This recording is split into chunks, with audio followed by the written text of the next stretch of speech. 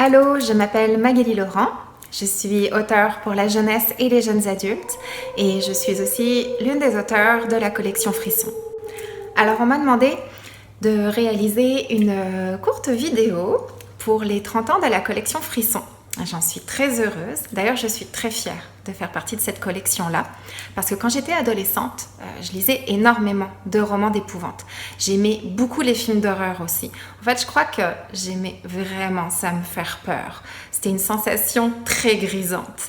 Mais moi, je vivais en France à l'époque et j'ai pas la sensation que les romans de la collection Frisson, ils avaient traversé l'Atlantique. En tout cas, j'ai pas souvenir d'avoir vu des romans de la collection Frisson quand j'étais jeune. Alors, comme il y avait rien à mon époque pour moi, je lisais des romans pour adultes et j'ai lu quasiment toute la collection des romans de Stephen King entre 12 et 14 ans, en tout cas tous ceux qui étaient sortis à l'époque. Et donc quand on m'a proposé d'écrire pour la collection Frisson, après avoir écrit d'autres romans en fantastique et en science-fiction, j'ai sauté sur l'occasion. C'était vraiment une aubaine que je ne pouvais pas laisser passer. Et quel plaisir je prends à faire ça, c'est extraordinaire. Par contre, je dois vous avouer que c'est pas aussi simple que je l'avais pensé. Écrire un roman frisson, écrire un roman d'épouvante, c'est une technique particulière, ok? Ça demande, dans un premier temps, d'élaborer une ambiance. Il faut qu'il y ait un décor qui puisse susciter la peur, l'angoisse, voire la terreur aussi chez les lecteurs.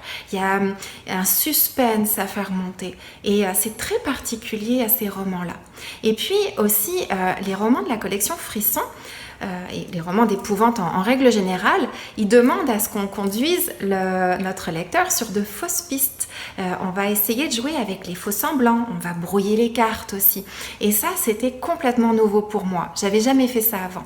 Donc, je suis très heureuse d'avoir cette chance aujourd'hui d'écrire des romans pour la collection Frisson.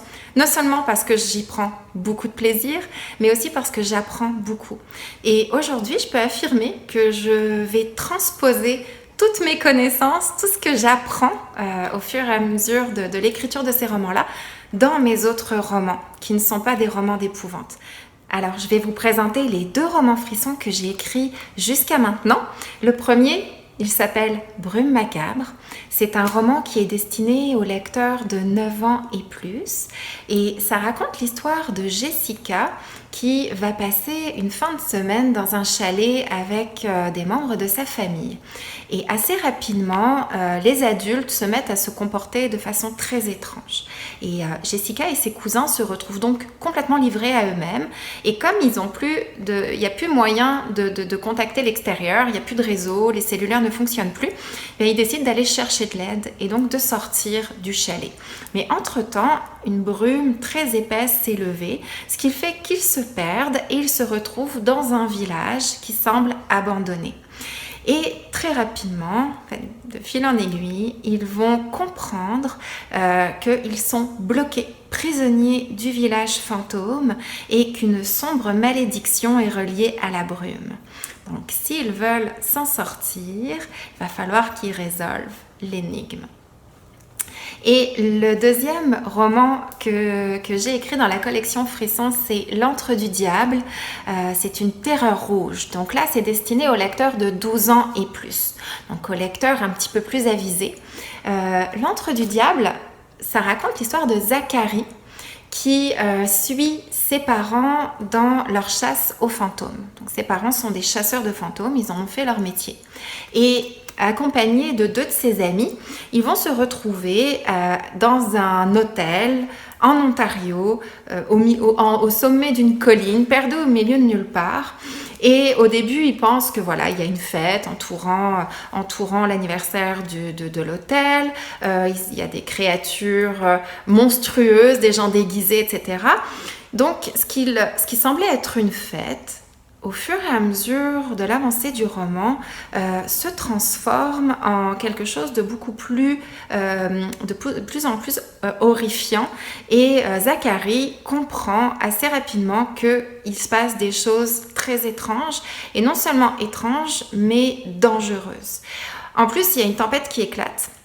Et alors que tous les clients quittent l'hôtel, le père de Zacharie, lui, veut absolument mener le contrat qu'ils ont avec le directeur de l'hôtel à terme. Et donc, il décide de rester dans l'hôtel. Et donc, il va falloir que tout ce petit monde-là survive à une nuit d'épouvante avec un tueur fou à leur poursuite. Et bien entendu, on ne sait pas. Est-ce que c'est vrai? Est-ce que c'est faux? Et qui est ce tueur qui essaye de les tuer? Voilà, donc ça, ce sont mes 2 bébés de la collection Frisson. Alors, je vous souhaite de beaux frissons, de grands moments d'épouvante. Et je finis en disant, bonne fête Frisson!